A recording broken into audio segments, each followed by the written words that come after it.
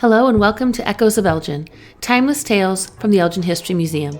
I'm Rebecca Miller, museum educator at the Elgin History Museum, and your guide through Elgin's storied past. In each episode, we bring you captivating tales from Elgin's rich history, exploring the events, people, and places that have made our city what it is today. Whether you're a longtime resident, a history enthusiast, or just curious about local lore, this podcast is for you. Today's Elgin Echo reaches us from May 25th, 1981, when E.C. Mike Alft writes about the last leaf. John Dumser was raised on a small farm just to the east of Elgin and attended Elgin Academy. His early teens were filled with accounts of the Civil War, then raging the country. He longed to join the Army, and his chance came in early 1864. The battle-hardened 52nd Illinois, with many Elgin-area enlistments, was furloughed home, and recruits were needed to fill its depleted ranks. The young John Dumser trudged to Geneva in the snow, forged his father's name on the enlistment papers, and was mustered in on February 23, 1864, at the age of 16. The next day, John Dumser and the 52nd boarded a train for the front. In a series of engagements at Snake Creek Gap, Resaca, Rome Cross Roads, Kennesaw Mountain, Nickajack Creek, and Decatur, they fought their way into Atlanta and then marched with Sherman to the sea. At the time of his discharge, after Appomattox, Private Dumser was not yet 18. Returning home, the young veteran got a job at the new watch factory, married, and joined the Grand Army of the Republic.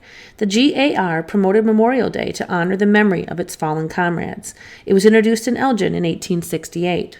In its early years, while Union veterans were still numerous, Memorial Day had a semi-religious character.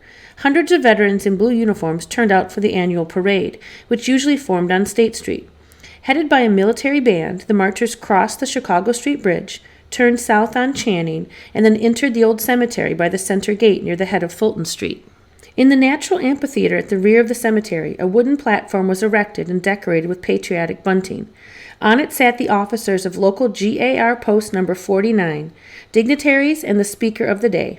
The roll call of those who had died in the preceding year was read to the sound of muffled drums, and all present joined in singing the old war songs. When John Dumser became Elgin's post commander in 1896, he was instrumental in securing the 30-pound Parrott guns used in the war to adorn the new Soldiers' Reserve in Bluff City Cemetery.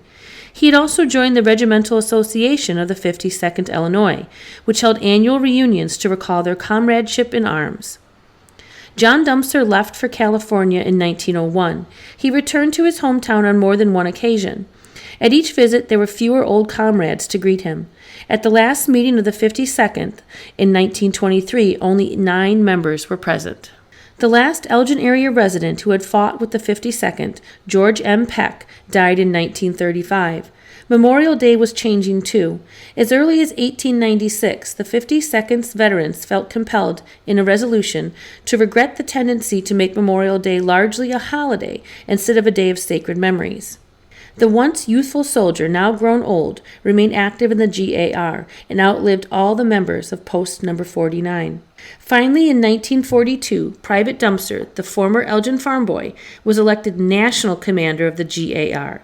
This was a position once coveted by many famed officers, but the organization was now only a remnant of what it had once been.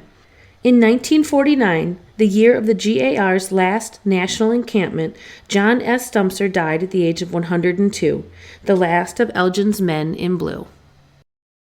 Thank you for joining us on this journey through Elgin's history. If you enjoyed this episode, please consider subscribing to our podcast and leaving a review wherever you listen. For more fascinating stories and updates, please follow us on Facebook, Twitter, and Instagram, and visit our website at www.elginhistory.org. Thanks for listening, and remember, history lives on in the echoes of Elgin.